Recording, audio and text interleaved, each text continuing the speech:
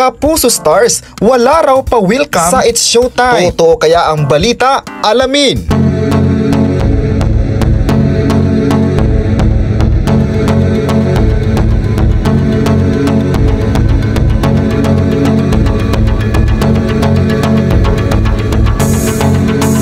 Tamimi nga ba ang Jimmy Stars at TV production people pagdating ng It's Showtime sa Kapuso Network?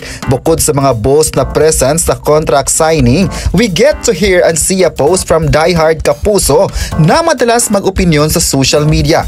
Wala bang pa-welcome post ang mga posting sparkle artists sa bagong noon time show sa bakuran ngayong nasa frontline ang kanilang sparkle boss? Feel bad nga ba ang creative team ng Entertainment TV na naganda raw sana ng papalit sa noon time show ng Tape Incorporated? Samantala, simula April 6 ay mapapanood na sa GMA Network ang It's Showtime. Opisyal nang ipinakilala si Darren Espanto bilang pinakabagong host na naturang noon time show. Ayon pa niya, sobra yung hard launch niya dito pa talaga sa GMA Network. Nakakilabot raw na naging opisyal siyang part ng It's Showtime family at sinabi pa ni Darren Espanto na may photoshoot siya after the live. So magsistay siya bilang bagong host at kukunan siya ng VTR at isang photoshoot. Sabi niya, wala na raw atrasan at totoo na ito at napangiti si Darren Espanto. Bukod sa pagkanta at hosting, ay abala rin ang binata sa pagiging isang aktor at napapanood si Darren Espanto sa seryeng Can't Buy Me Love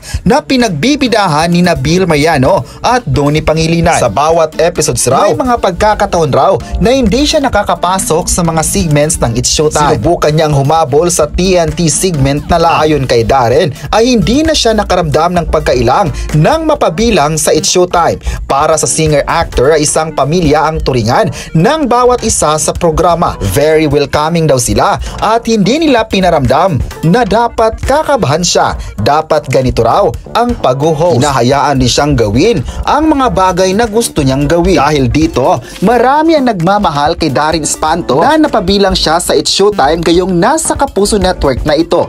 Marami sa mga netizens ang proud at believe sa kakayahan ng hosting skills ni Darren Espanto at ngayon na mas humubog pa ang kanyang hosting skills dahil sa pagpasok sa It's Showtime. Noon pa man, magaling na ang kapwa ni Star at mas lalong gumaling pa na nasa tahanan ng It's Showtime.